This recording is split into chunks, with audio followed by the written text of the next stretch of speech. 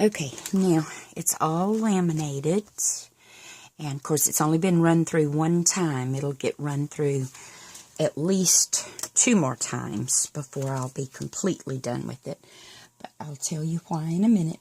Now you want to separate the pocket. So I take the X-Acto knife, and if you're new to doing this, you might want to use a ruler just to keep yourself on the straight edge of what you're cutting apart.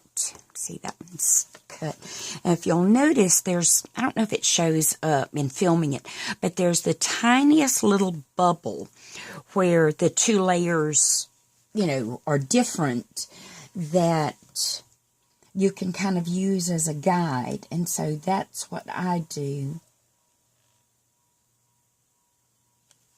And for me, if I cut with the piece I'm wanting to, like, release to my right, I can see that, but of course I'm right-handed, and I tend to be able to see that bubble better and then just follow it, you know, that edge with the knife. So that's just kind of my method for doing this. And I guess because I've used an X-Acto knife for so many years that it's kind of habit for me to be able to do it. And I watch where the blade is going, not where the blade has been. So it kind of leads me, you know, into that direction. Then, once you've got your pockets released, you want to put it back in your scoreboard, and on each one of these score lines, make sure that edge is, I see that edge is just a little bit off, because the laminating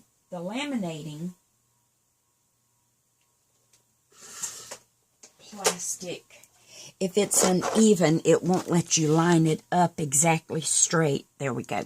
I just put it in my cutter and trimmed so that the plastic was even with the actual cardstock piece in there. So just want to kind of go over those score lines. And it is going to be a little more difficult to do.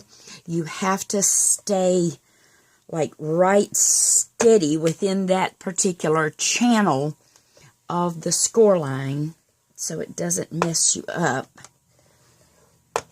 And since this one is at the edge that I joined, I'm going to make sure I'm to the outer edge of the seam there.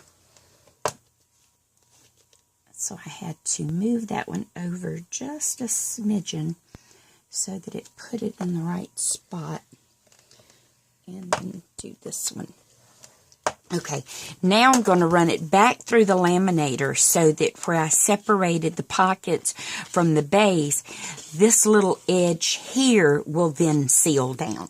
So I'll get that done and then come back and I'll show you how I string it.